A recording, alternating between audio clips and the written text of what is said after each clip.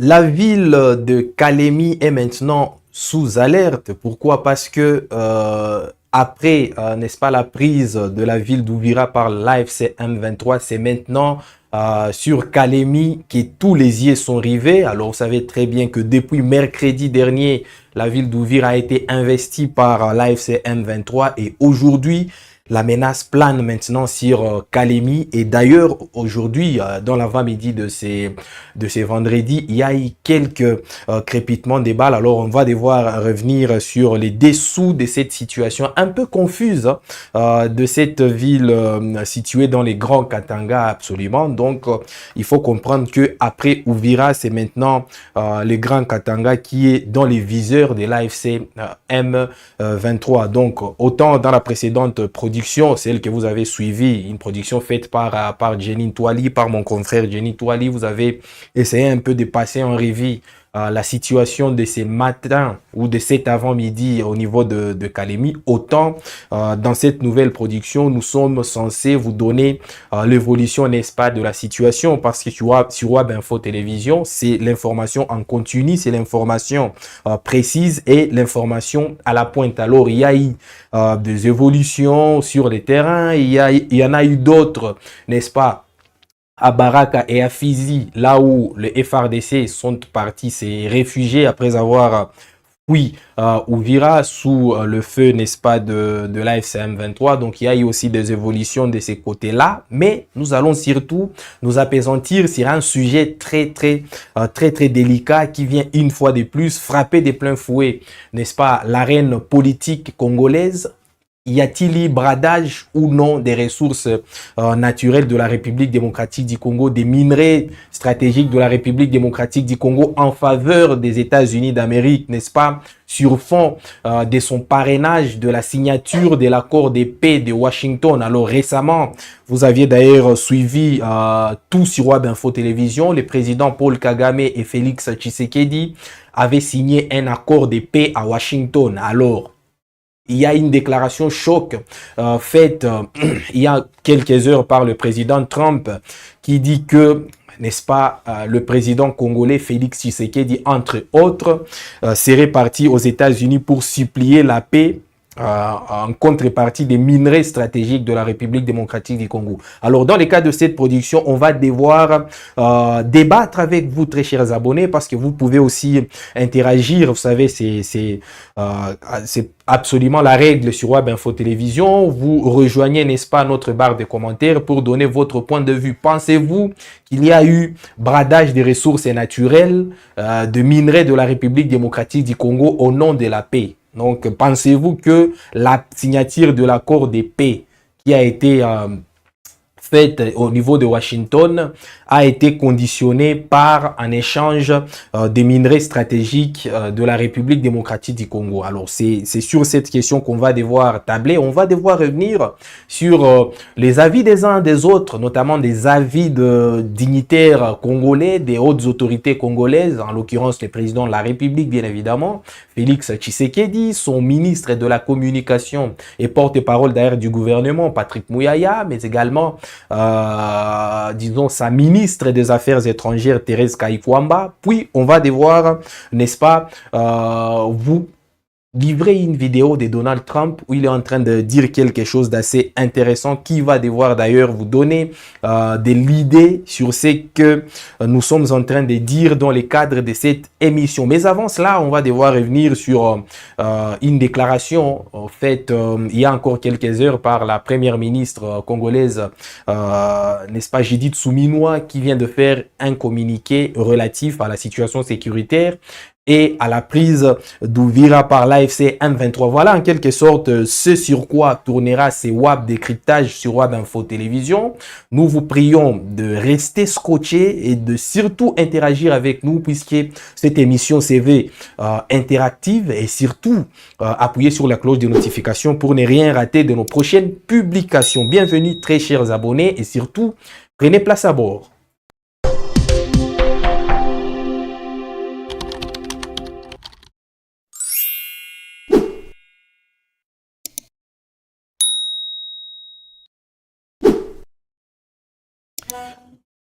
Uvira est tombé, ce n'est plus un secret. Depuis 2 jours maintenant, Uvira est contrôlé par l'AFC M23 qui, sur fond de son offensive sur la ville, la deuxième ville du Sud Kivu, a réussi à investir cette ville-là, obligeant ainsi le FARDC et leurs alliés.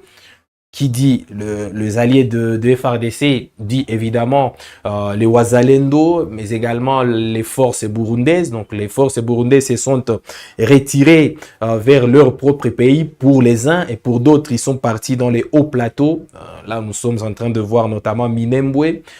Mais le FARDC également se sont retirés vers Fizi et Baraka pour certains d'autres. Et donc, c'est ça la situation depuis mercredi. Alors, au début, certains restaient un peu sceptiques par rapport à la confirmation de cette information, mais au moins 2 jours après, c'est une évidence à laquelle est revenue la première ministre de la République démocratique du Congo, Madame Judith Suminwa, qui a tenu à faire une déclaration. Bah, ça arrive un peu trop tard, c'est tout ce que Judith Suminwa.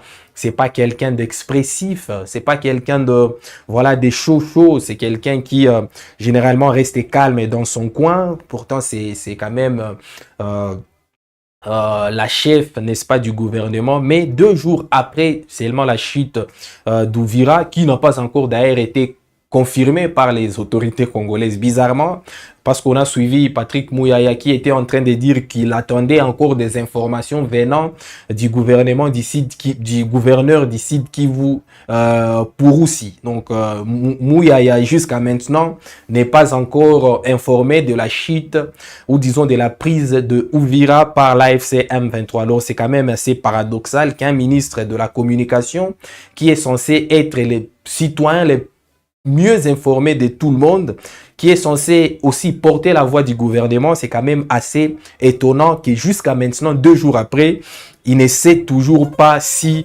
n'est-ce pas, la ville de Uvira est tombée. Mais quand même, la première ministre Judith Suminwa a essayé un peu de faire une déclaration par rapport à ça. Qu'est-ce qu'elle a dit, notamment sur son compte Twitter? En ces heures sombres où notre nation est agressée par l'intensification de combats menés par le Rwanda en violation des accords de Washington, mon cœur se tourne vers nos populations meurtries de l'Est. J'entends leurs souffrances, je partage leurs larmes et je veux leur dire qu'ils ne sont pas seuls. Chaque famille touchée, chaque déplacé, chaque enfant arraché à son foyer est dans nos pensées et dans notre combat. Face à cette barbarie, je lance un appel vibrant pour la protection de nos civils. Alors, on ne sait pas, elle lance cet appel à qui? Le gouvernement est résolu à leur porter assistance, à garantir leur sécurité, à ramener une paix durable et véritable sur l'ensemble du territoire national. Aux côtés du président de la République, chef de l'État, commandant suprême des armées et de la police nationale, je rends hommage à nos vaillants FARDC et aux patriotes Wazalendo. Voilà. Malgré leur défaite, quand même la première ministre a tenu à rendre hommage aux militaires congolais ainsi qu'aux Wazalendo. Leur courage, leur détermination et leur sacrifice sont les boucliers de notre souveraineté.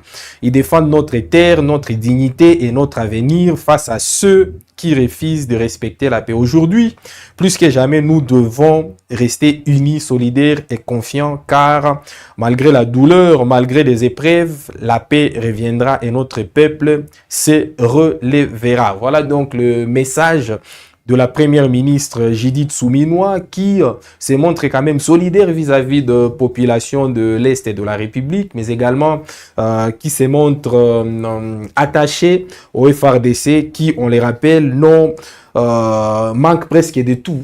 On y est revenu dans nos précédentes productions. D'ailleurs, dans la production des Toso Lolango, la production spéciale des Toso Lolango, produite, n'est-ce pas, ici sur Web Info Télévision. Le présentateur Alain Nzenza a été clair là-dessus, sur n'est-ce pas, sur les lacunes, sur les faiblesses et sur les insuffisances constatées au sein de l'armée congolaise. L'armée qui manque presque de tout, qui n'a pas d'équipement militaire, qui n'a pas de quoi se nourrir, qui n'a pas de quoi se vêtir et qui n'a pas de quoi se soigner. c'est quand même assez intéressant de voir que la première ministre s'est dit attachée à cette armée-là, que pourtant elle ne, voilà, elle ne pourvoit en rien. Absolument en rien, puisqu'on a vu d'ailleurs à travers des images comment les militaires étaient vêtus de ketch, pour d'autres des t-shirts pendant qu'ils sont au front, et pour d'autres manquant de tout et de nécessaire, donc de bien des premières nécessités qui manquent à notre armée. Donc c'est quand même assez paradoxal que la première ministre tienne à rassurer qu'elle est toujours attachée à l'armée congolaise. Voilà donc la communication de la première ministre que l'on voulait vous faire part très rapidement avant de rentrer dans notre émission. Alors de quoi on va parler aujourd'hui? Je vous ai dit qu'on va justement parler du débat sur les bradages de ressources naturelles. Est-ce qu'en signant l'accord de paix à Washington sous le parrainage de Donald Trump, Tshisekedi n'a pas vendu ou n'a pas bradé les ressources naturelles, les minéraux de la RDC pour que la paix, est-ce qu'il n'y a pas eu échange entre la paix, n'est-ce pas, et les minéraux de la République démocratique du Congo? Encore que c'est une paix. Très chers abonnés, si vous nous suivez régulièrement, vous allez comprendre que nous étions en train de sonner l'alarme sur le fait que la paix ne viendrait pas forcément de cet accord signé à Washington. Alors, beaucoup de gens sont tombés dans l'extase. On a vu la caravane motorisée qui a été organisée à Kinshasa. Certaines autorités d'ailleurs, proches du président de la République, avaient demandé que l'on octroie au chef de l'État, disons, le prix d'artisans de la paix, de prix Nobel de la paix. Tout ça, c'est parti dans tous les sens. Il y a eu vraiment la fête à Kinshasa au retour du président de la République de Washington. Président d'ailleurs qui était parti avec toute une grande délégation composée à la fois des ministres, des journalistes, pour dire simplement que c'était un jour, n'est-ce pas, mémorable pour les chefs de... Alors vous êtes en train de voir sur les images que au retour du chef de l'État de Washington, en tout cas, il y avait de l'extase, de l'engouement en Kinshasa. Il y avait, on avait l'impression que c'était une victoire à la fois diplomatique et militaire même de la part du chef de l'État. Mais dommage, le fait est que seulement quelques jours après, les mêmes gens qui étaient en train de demander, n'est-ce pas, aux gens d'aller accueillir le président de la République pour lui faire des éloges, pour lui faire des chants, pour lui faire, pour danser pour lui. Ce sont les mêmes gens qui commencent aujourd'hui à appeler Donald Trump pour venir, n'est-ce pas, calmer la situation à l'est de la République démocratique du Congo. Puisque seulement, je crois que c'est moins de 2 semaines après, l'AFC M23 a avancé encore une fois sur les terrains et a d'ailleurs pris la 3e ville la plus importante, n'est-ce pas, du Kivu. Si on parle du Kivu en général, c'est-à-dire que Goma, Bukavu, puis Uvira. Alors, c'est quand même assez étonnant, très chers abonnés. Voilà pourquoi on vous dit de vous fier, n'est-ce pas, à ce qu'on vous dit ici. Nous ne sommes pas ici pour vous dire des bobards ou pour, n'est-ce pas, faire des racontards, des trucs qu'on ramasse ci et là. Nous sommes ici pour vous donner des informations vraies, accompagnées des analyses vérifiées. Il y a encore quelques jours, on vous disait que de cet accord de paix-là, il n'en sortirait rien. De cet accord de Washington.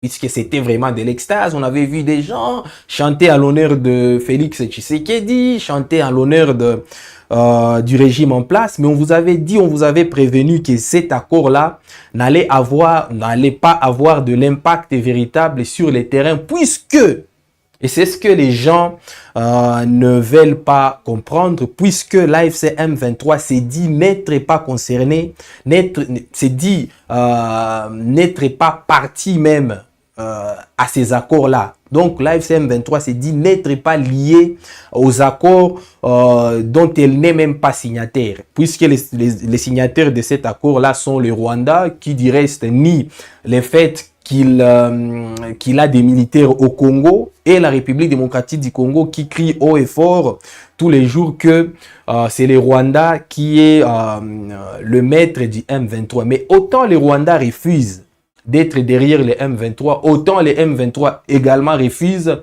d'être, n'est-ce pas, les supplétifs du Rwanda. Donc c'est ça. Autant il y a déjà du déni, il y a du refus, il y a du rejet dans ce sens-là. Donc on n'aurait pas compris, et c'est l'inquiétude que nous vous exposions à cette époque-là, lorsque vous étiez en train de fêter, n'est-ce pas, la signature de cet accord-là. Nous vous disions que l'AFC M23 n'allait se sentir en rien engagée par cet accord-là dont elle n'est pas signatrice. C'est quand même assez clair. Ils ne sont pas signataires de cet accord-là, les M23, et donc ils ne se sentent pas liés à cet accord-là, et donc ils ne pouvaient jamais respecter les cessez-le-feu. Les cessez-le-feu déclenchés ou promus par cet accord-là. Donc, c'était aussi simple à comprendre. C'est par exemple, moi, je suis en conflit avec toi. Et puis, il y a une tierce partie. Et au lieu de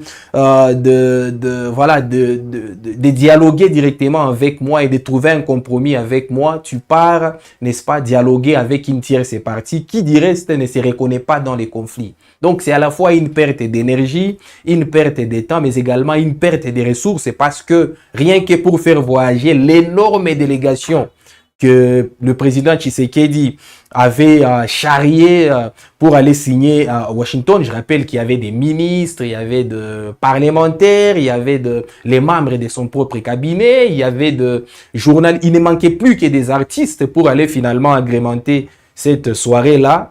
Et donc, il y a énormément de moyens qui ont été, une fois de plus, jetés par la fenêtre à travers ces accords-là qui n'auront pas de fait sur le terrain, puisque les M23 se disent n'être pas concernés, n'être pas liés par ces accords-là, et puisque le Rwanda dit n'être pas derrière le M23. Donc c'est aussi simple que ça, il faut parvenir à avoir de la matière grise pour comprendre en quelque sorte ce qu'il se passe. Alors, on va y arriver justement par rapport à ces bradages des minerais, par rapport, n'est-ce pas, à cette vente, à cet échange des ressources minières en contrepartie d'une paix qui n'arrivera peut-être pas de cette initiative-là. Alors, il y a eu de l'évolution dans la situation d'aujourd'hui. Alors, je vous ai dit que depuis 2 jours, la ville d'Uvira est toujours sous, n'est-ce pas, administration du M23. Mais il y a quand même eu une autre information faisant état, n'est-ce pas, d'une tension qui est montée tout d'un coup entre les FRDC et le FDLR, mais également avec d'autres factions au Wazalendo. Alors, de quoi s'agit-il exactement? Alors, c'est la dépêche nous faite par, n'est-ce pas, nos confrères de actualité.cd qui, d'après leurs sources, il y aurait une tension, n'est-ce pas, observée à Fizi, observée entre le M23, disons entre les FRDC et les différentes factions au Wazalendo. Alors, de quoi il s'agit exactement pour être précis? Alors, selon un rapport, n'est-ce pas, des groupes d'experts des Nations Unies sur la République démocratique du Congo, il y aurait une tension, n'est-ce pas, entre les forces armées de la République démocratique du Congo, les FRDC, et le FDLR et certaines factions de Wazalendo. De quoi il s'agit exactement? Alors, tel que vous le savez, l'accord de Washington prévoit, n'est-ce pas, la neutralisation, le désarmement même de FDLR par la partie congolaise, le désarmement de FDLR et en même temps la levée des mesures défensives du Rwanda. Donc ce sont là les préalables fixés par l'accord de Washington. Donc au même moment que la RDC ou le gouvernement congolais sera en train de désarmer les FDLR, au même moment, le Rwanda sera en train de retirer ses mesures défensives. Mais il s'est posé un problème puisque les FDLR, qui jadis étaient des alliés du gouvernement congolais, des FRDC, se sont, n'est-ce pas, insurgés contre l'appel à leur désarmement. Et qu'est-ce qui s'est passé?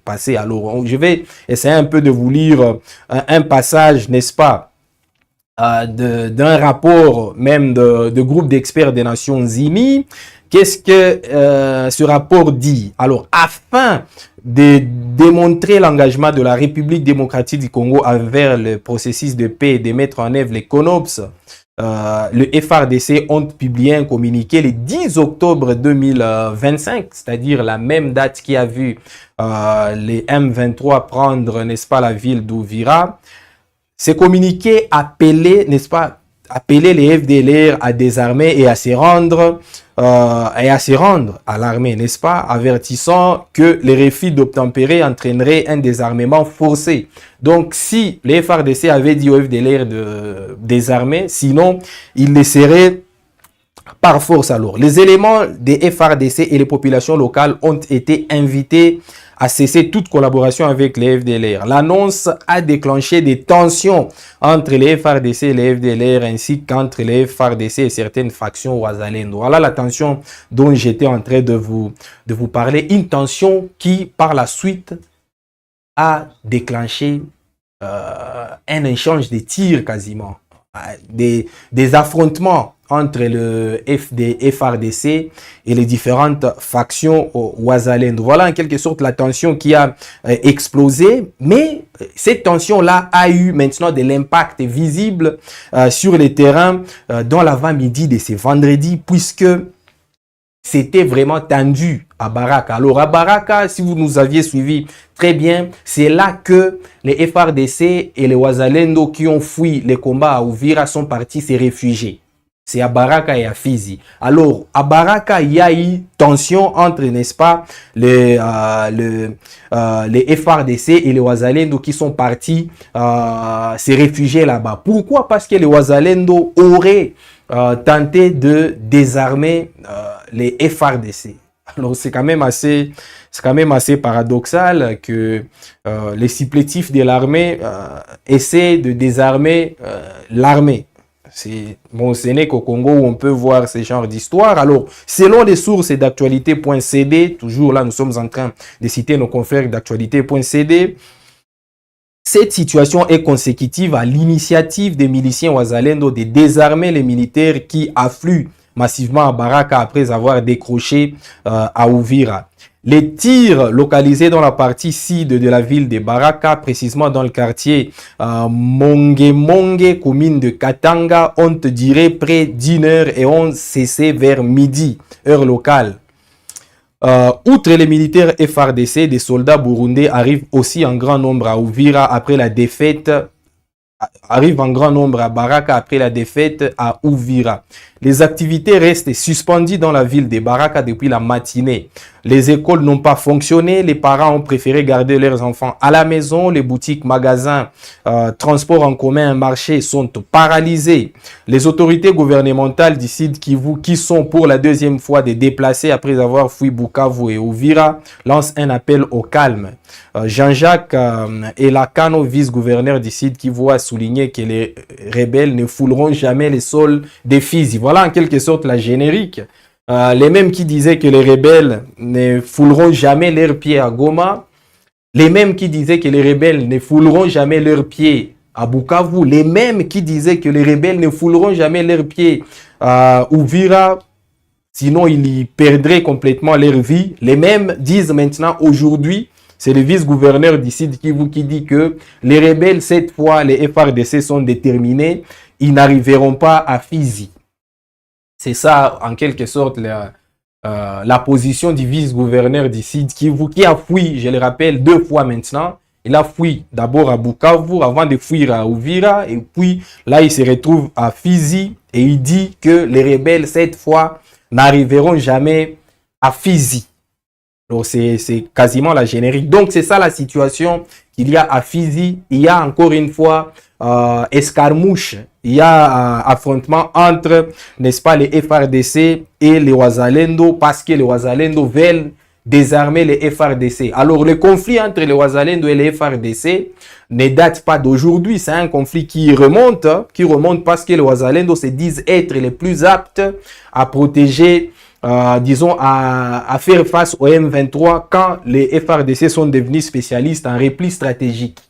Le problème est que les Wazalendo aussi, quand ils contrôlent une cité, ils y deviennent maîtres et ils commencent à livrer même à des actes non, non permis. D'ailleurs, l'un de leurs chefs, l'un de leurs précurseurs, l'honorable Justin Bitakwira, hier est venu en disant que les Wazalendo, une fois dans une cité, commençaient à livrer à des actes parfois de torture et d'une dangerosité assez grave. Voilà donc la situation qu'il y a actuellement à Baraka, où les FARDC et les Wazalendo sont partis se réfugier. Ils commencent à se battre entre eux. Pendant ce temps, le vice-gouverneur du Sud Kivu, cette fois, il dit que si les M23 sont des garçons, qu'ils viennent à Fizi. Parce qu'ils n'y fouleront jamais les pieds. Voilà en quelque sorte, très chers abonnés, l'évolution de la situation. Nous, on est en train de vous mettre au parfum de la situation. Alors, quitte à vous de nous juger, puisqu'il y en a qui nous jugent de poison, de telle part, voilà, d'étrangers même, mais nous sommes là à votre service pour vous donner les informations réelles, des informations factuelles et des informations sur les terrains. Alors, on aborde justement la deuxième partie de cette production qui sera d'ailleurs la dernière et c'est d'ailleurs la partie la plus importante de notre production. C'est la partie relative au débat qu'il y a à cette heure après la déclaration de Donald Trump. Alors, on va d'abord vous laisser suivre Donald Trump pour comprendre en quelque sorte de quoi il s'agit. Donald Trump dit que le président congolais est venu quasiment supplier les États-Unis de prendre les minéraux de la RDC pour faciliter l'accord de paix entre la RDC et les Rwandais. C'est pas nous qui le disons, c'est Donald Trump qui, dans un meeting populaire devant ses partisans, devant vraiment tous les républicains, tous les membres, tous les artisans, tous les militants du parti républicain, Donald Trump a dit que les dirigeants congolais sont venus supplier pour que il parraine les accords de paix entre Rwanda et la RDC. En échange, il y aura des minéraux. Donc, il y aura bradage des minéraux. Ce n'est pas nous qui les disons. Nous allons devoir vous les montrer dans un élément qui va nous proposer la régie. Alors, on ne sait pas si la régie est déjà prête, mais quand même comprendre que c'est ça. C'est ce que Donald Trump a dit. Suivez dans cette vidéo, puis on revient juste après. And they want us to go to batteries. Let's go to batteries. We don't have battery content. So let's go to batteries, according to these morons that were in our country. Let's not use oil and gas, which we have more than any country in the world. Let's go to batteries. Well, we have to go to the Congo and get it from China. But I actually stopped the war with Congo and Rwanda, and they said to me, please, please, we would love you to come and take our minerals. Which will do. J'ai mis fin à la guerre entre le Congo et le Rwanda. De quelle manière? Donald Trump explique. Ils sont venus. Non, mais il dit, ils m'ont dit. C'est ce que Donald Trump dit. Ils m'ont dit, s'il vous plaît, nous aimerons que vous veniez prendre nos minéraux. Et c'est ce qu'on va faire. Donald Trump a dit, il a confirmé. C'est ce que nous, l'Amérique, on va faire. Puisque les dirigeants congolais sont venus en disant ceci. S'il vous plaît, c'est pas moi qui l'ai dit, c'est Donald Trump à travers cette vidéo. S'il vous plaît, nous aimerions que vous veniez prendre nos minéraux. En retour de quoi? En retour de la paix. En retour de l'accord du fameux accord de la paix qui a été célébré à Kinshasa en fanfare. On a vu le professeur André Mbata mobiliser des gens, des militants, tous les Congolais, de venir accueillir un héros du président de la République, Tshisekedi, qui venait de signer un accord de paix. Alors, sur fond de quoi cet accord de paix a été signé? Sur fond de ce que Donald Trump vient de dire. Sur fond de l'échange de minéraux. Donc, la RDC va échanger cet accord avec des minéraux, que cet accord produise des effets ou non, puisque cet accord montre déjà ses limites, montre déjà que il ne peut pas garantir la paix à l'est de la République démocratique du Congo. Cet accord ne peut pas taire les armes de M23, ne peut pas freiner l'ardeur de M23 qui ne jure que par la chute du régime de Kinshasa ou par le fédéralisme ou par, n'est-ce pas, voilà, ou par, n'est-ce pas, les changements de régime, si il faudrait que l'on dise ainsi. Donc, cet accord de paix-là, qui est nommé aujourd'hui, commence à relativiser maintenant, a été signé sur fond des minéraux congolais. Et pourtant, il y a encore quelques jours, ça ne remonte pas tant que ça, puisque seulement lundi dernier, mesdames et messieurs, le président de la République dit n'est-ce pas, de la chair du strapontin de l'Assemblée nationale, le jour du fameux discours sur l'état de la nation, il est revenu en disant que cet accord ne promettait en rien un échange ou un bradage des ressources minières de la République démocratique du Congo. Alors, on va devoir vous laisser aussi suivre cette partie pour que vous compreniez, n'est-ce pas, que nous ne sommes pas ici en train de cracher sur qui que ce soit ou en train d'inventer des histoires, très chers abonnés. Trump est clair. Il dit que les autorités congolaises sont venues à genoux, disant s'il vous plaît, en suppliant Trump pour que Trump vienne prendre les minéraux. Et Trump dit que c'est ce qu'il va faire. Il viendra prendre les minéraux puisqu'il a déjà fait sa part. Il a déjà fait sa part comment? Il a déjà fait signer l'accord de paix. Alors que cet accord de paix produise ou pas des effets, Trump a déjà fait sa part et donc il viendra prendre ce qui lui est dû, c'est-à-dire les minéraux. Il a dit à travers cette vidéo qu'on vous a montré, devant ses militants, devant les militants républicains qui d'ailleurs étaient en train d'applaudir. Ils étaient en extase puisqu'ils venaient finalement d'avoir accès n'est-ce pas, à l'arsenal minier congolais, un arsenal minier qui était encore partagé entre les Chinois, les Qataris, les Libanais, beaucoup d'autres contrebandiers qui venaient d'on ne sait où. Et donc, finalement, les États-Unis ont accès aux minéraux stratégiques de la République démocratique du Congo et Trump viendra prendre ça puisque les dirigeants congolais l'ont supplié de venir prendre ça en échange du parrainage de cet accord de paix. Suivez Donald Trump, puis on revient après. Disons, suivez Félix Tshisekedi, puis on revient après lors du discours sur l'état de la nation. Permettez-moi d'être parfaitement clair. Ces accords ne consacrent aucune forme de partage de notre souveraineté.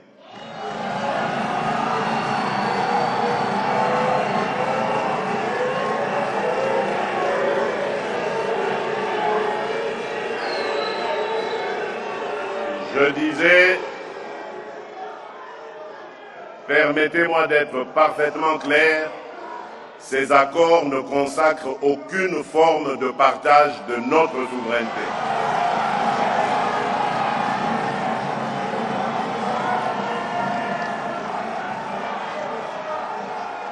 Ils ne valident ni les prétentions territoriales de qui que ce soit, ni la mise sous tutelle de nos ressources.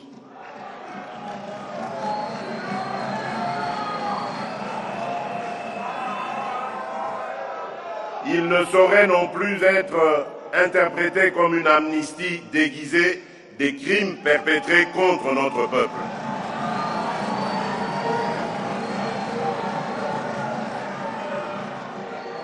La justice suivra son cours avec rigueur, jusqu'au bout et sans complaisance,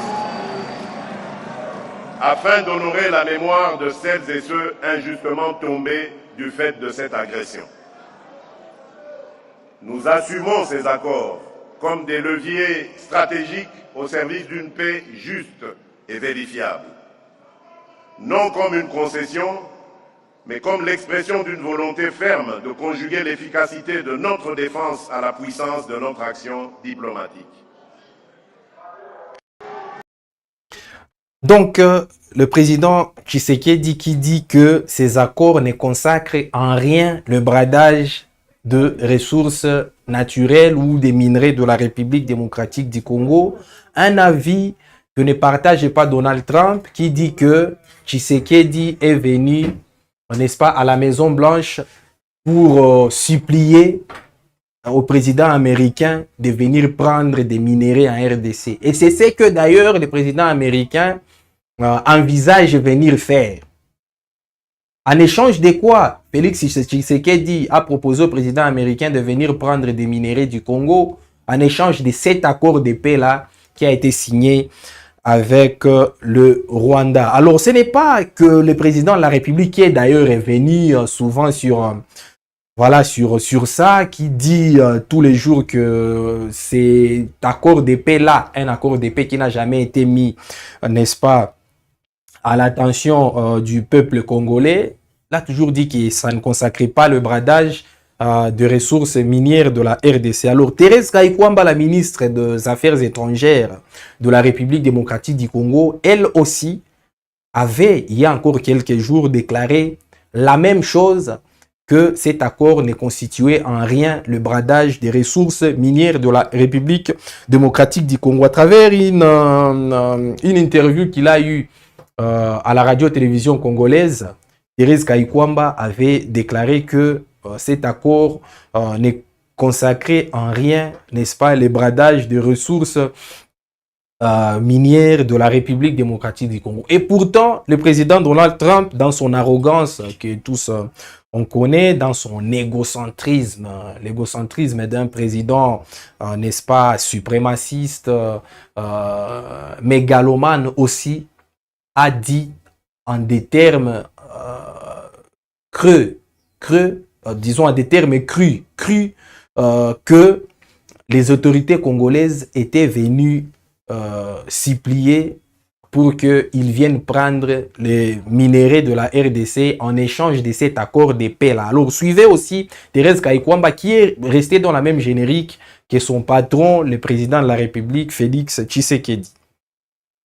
Alors, s'il y avait eu bradage, s'il s'agissait justement de vendre, comme certains le disent, nos ressources au prix de la paix, je pense que nous aurions commencé avec une séquence tout à fait différente. Nous aurions commencé justement à vendre. Mais ce n'est pas ce que nous avons fait aujourd'hui. Ce n'est pas ce que nous avons signé aujourd'hui. Aujourd'hui, nous avons signé un accord de paix dans lequel il n'y a aucune provision sur les questions économiques, sur les questions de minerais stratégiques. Et cet accord est très clair. Il prévoit justement la fondation pour un environnement propice dans lequel on peut aussi envisager un retour, si vous voulez, d'investisseurs, où on peut aussi envisager une économie plus dynamique. Mais nous sommes tous clairs dans notre compréhension du séquençage des choses. Nous ne pouvons pas penser à un contexte économique ou à la signature d'accords économiques sans pour autant tenir compte de la nécessité d'un retour de l'autorité de l'État, sans pour autant tenir compte de la nécessité d'un contrôle rétabli de toute notre intégrité territoriale. Et donc, à ceux qui pensent justement que cette paix a été obtenue justement à travers un bradage de nos ressources, je dis non, ce n'est pas le cas. L'accord se concentre sur la paix, il se concentre sur le rétablissement de l'autorité de l'État, et il se concentre justement sur la création de conditions propices pour une économie dynamique, chose que nous souhaitons évidemment pour nos compatriotes à l'Est et pour tout le reste de la République démocratique du Congo. Et donc, nous devons voir cela de manière séquentielle. Et la première séquence, pour toute économie qui veut être prospère, c'est d'abord la paix. C'est d'abord l'autorité de l'État. Et c'est ce que cet accord établit et a pour objectif. Après, évidemment, on peut se pencher sur des questions d'investissement, sur des questions économiques qui ont tout à fait leur lieu d'être et qui ont tout à fait leur pertinence, étant donné qu'elles offrent aussi pour nos populations des opportunités d'emploi et des opportunités de participer de manière plus active à l'économie du pays. Voilà, Thérèse Kayikwamba qui donc, dans la lignée même du chef de l'État, dit également que ces accords, n'est-ce pas, ne consacrent pas le bradage des minerais de la République démocratique du Congo. Ce n'est pas que lui, puisque même le ministre de la Communication et porte-parole du gouvernement, également Patrick Mouyaya, avait dit cela en des termes d'ailleurs plus soignés. C'était dans une interview chez nos confrères d'Ouragan. .cd, il avait dit qu'il n'en était rien fait de bradage de minerais. Comment il avait dit? Dites-moi alors, ces minerais, si on les brade à Washington, on les brade comment alors qu'il y a une déclaration des principes qui est claire, qui parle d'abord de la souveraineté et de l'intégrité territoriale de la RDC qui n'est pas négociable. Et puis, il ne faut pas oublier l'objectif. On a vu par exemple l'expérience européenne entre la France et l'Allemagne par le passé. Nous ne serons pas continuellement dans un état de guerre. L'idée derrière le président de la République, lorsque nous adhérons à la communauté de l'Afrique de l'Est, c'est quand même d'être en mesure de faire des échanges.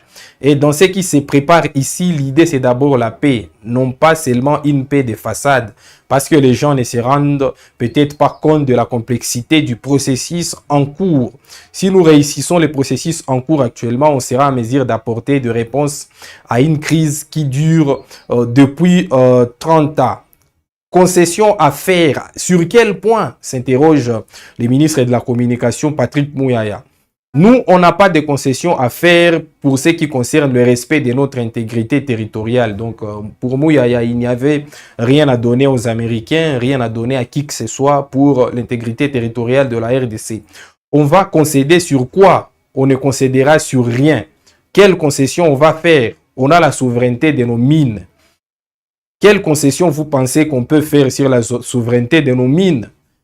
Mais parce que nous sommes dans une dynamique régionale, nous apporterons à des blocs régionaux. EAC, SADC, CAC, s'il y a des opportunités économiques qui se dégagent dans un contexte comme celui-ci, tous les pays voisins pourront tirer profit de ce qui s'est fait en RDC. J'aimerais quand même vous rappeler que ce qui est énoncé dans les 6 principes, parce que c'est ça qui est à la base de tout. Le premier principe, je rappelle, c'est la souveraineté et l'intégrité territoriale de la RDC. Tout le monde s'est mis d'accord sur ça. Le deuxième principe, ce sont les préoccupations sécuritaires des uns des autres que nous entendons toujours, parce que nous entendons toujours le Rwanda recycler la question de FDLR. Donc, pour Patrick Mouyaya, si vous avez très bien entendu ce que je vous ai lu, il n'y aura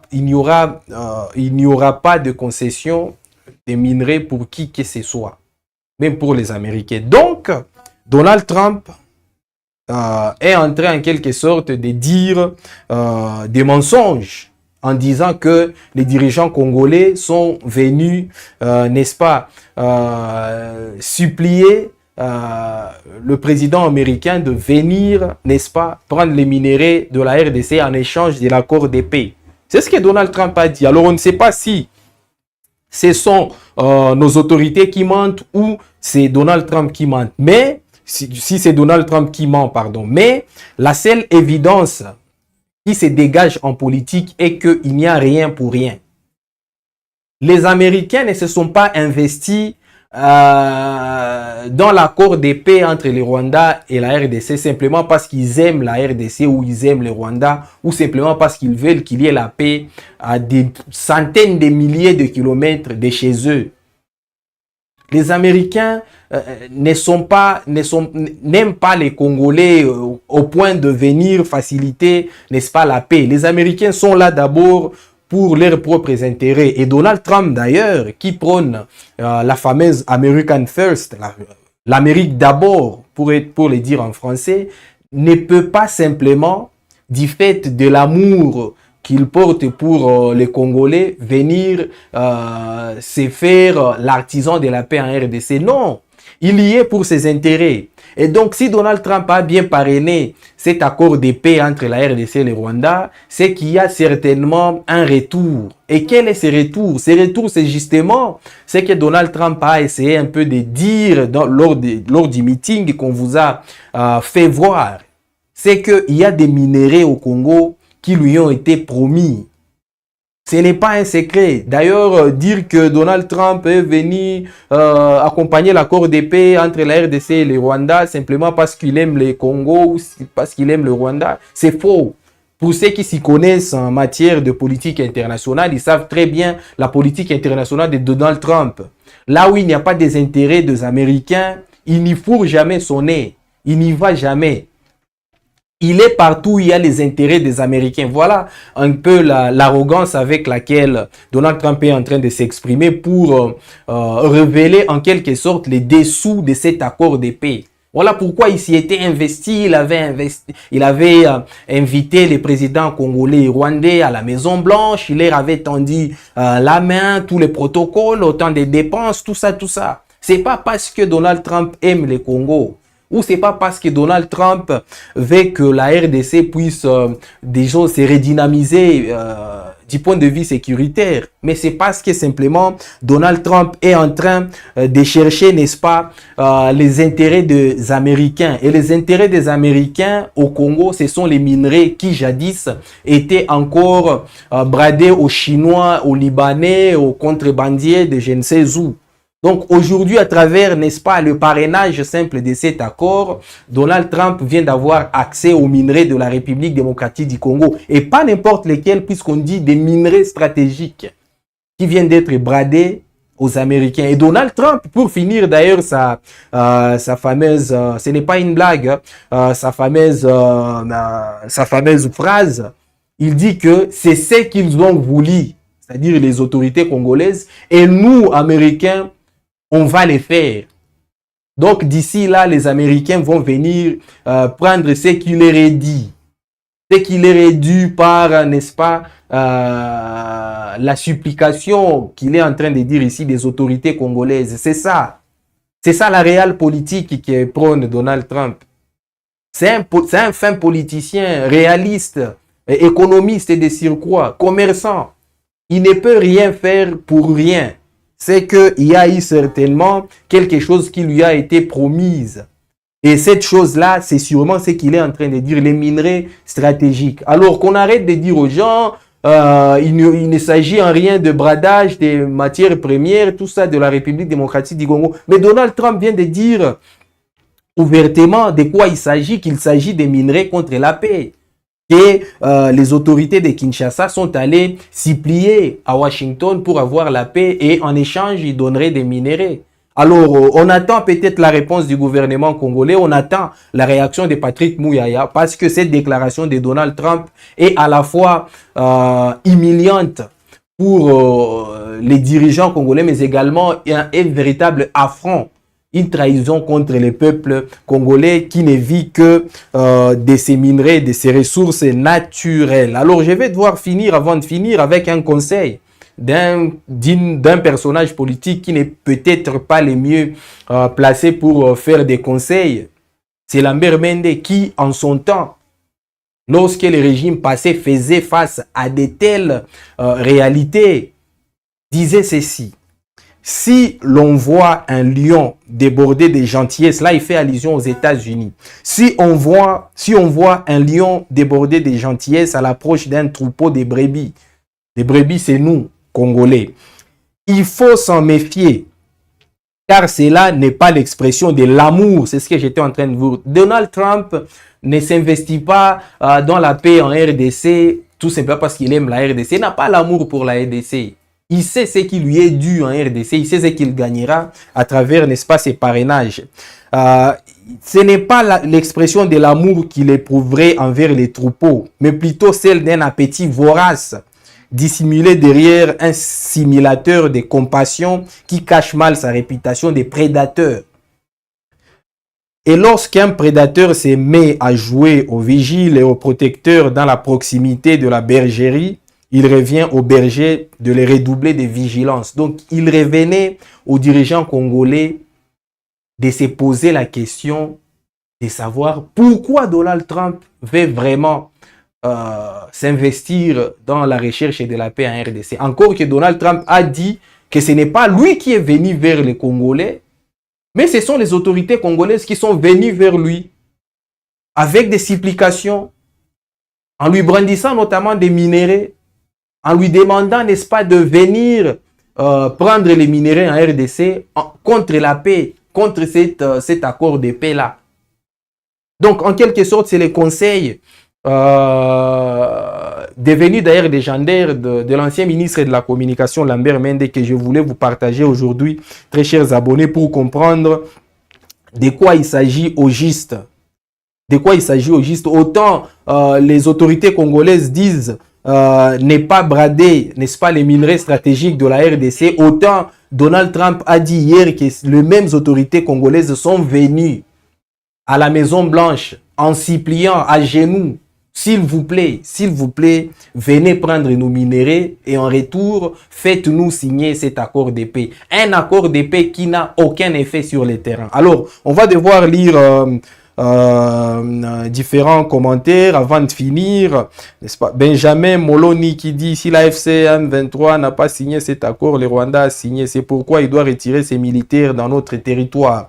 Jusque là, le Rwanda nie avoir des militaires en République démocratique du Congo. Alors si vous les avez déjà vus, prière signalée aux membres du CONOPS que vous avez vu des militaires rwandais sur les terres congolaises, puisque le Rwanda nie jusqu'à maintenant avoir des militaires en République démocratique du Congo. Alors, on dit, nous sommes en guerre. Si le président échoue, pourquoi tu acclames? Mais c'est la vérité, le président lui-même avait dit non, est-ce que c'est ça l'humiliation ou la vérité? Alors, je ne sais pas ce que notre ami Serge Birimwiragi a essayé un peu de dire. Quoi d'autre? Bon, totalement sport. Apparemment, Serge Birimwiragi est à court de réflexion. Totalement sport. Les sportifs aussi qui suivent les histoires politiques, c'est vraiment intéressant. Il critique les journalistes sans aucune analyse. C'est la vie de Totalement Sport. David Mutombo, arrête avec les mensonges car Kalemi est calme.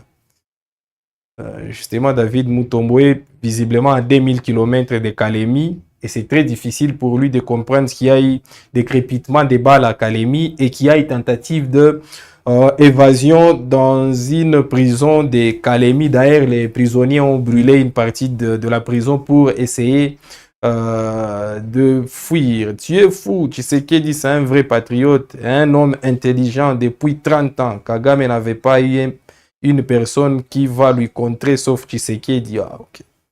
Tshisekedi a contré Kagame, Kagame a échoué, la RDC a gagné. C'est la vie de Didier. Ah, ok. C'est la vie de Didier.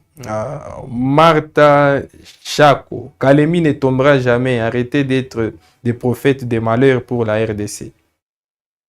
On n'a pas dit que Kalemi va tomber ou ne va pas tomber, chère Martha. On a justement dit que si Uvira est tombé, forcément la prochaine cible, si l'AFC M23 voulait continuer à conquérir, n'est-ce pas, des terres, la prochaine cible sera vraisemblablement Kalemi. Mais heureusement que l'AFC M23 annonce, n'est-ce pas, ses intentions avant, n'est-ce pas, d'agir. Donc on n'a pas dit que Kalemi va tomber ou pas. On n'a pas dit ça. Notre souhait à nous, c'est que la guerre se termine. C'est que la guerre se termine par une voie plutôt diplomatique, une voie qui soit à même de ne pas coûter des vies. C'est notre souhait à nous, très chère Martha. Grégoire Mamba, frère, lisez le message pour voir quelques réactions des téléspectateurs. C'est ce que nous sommes en train de voir, cher Grégoire Mamba. David Mutombo, tu te trompes et tu verras dans 24 heures les conséquences sur Rwanda, car sans l'aide étrangère, nous marcherons sur Rwanda. Ah, ok.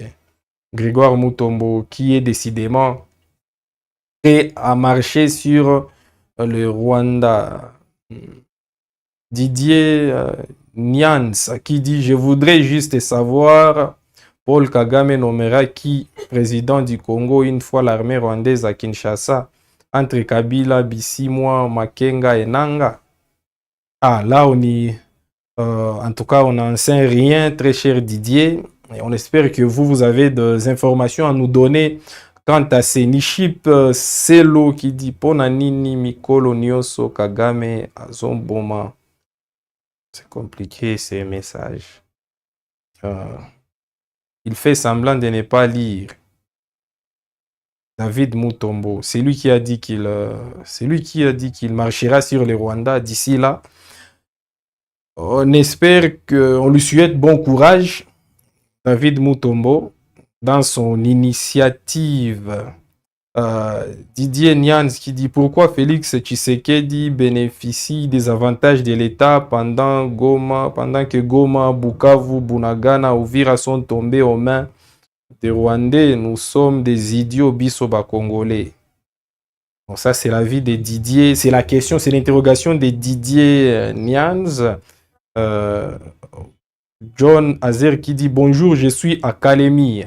Ravi de comprendre qu'à Kalemi aussi on nous suit attentivement puisque nous avons vraiment beaucoup d'abonnés de ces côtés-là et surtout n'hésitez pas, n'est-ce pas, à nous donner aussi des informations sur les terrains. Certes, il peut arriver que nos sources ne recoupent pas toutes les informations. Mais que vous, très chers abonnés, vous soyez mieux informés pour nous les donner à temps réel. Fachi Alombe Vita na Rwanda, Joy Taisha. Alors, c'est l'avis de John. Je pense que Tshisekedi doit demander la guerre avec les Rwandais pour que tout ça cesse. Les régimes en place donnent les mots aux rebelles de faire démissionner du pouvoir, la haute trahison, de vendre la RDC aux Américains.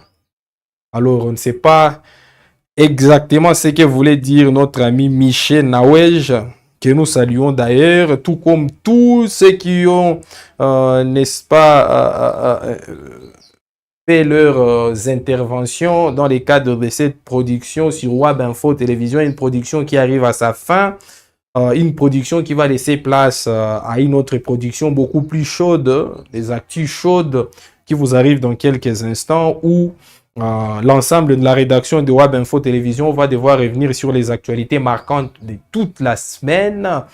Une production que nous vous convions à suivre dans quelques instants, très chers abonnés. Cela étant, portez-vous bien et l'on se retrouve tout de suite pour les actus chaudes.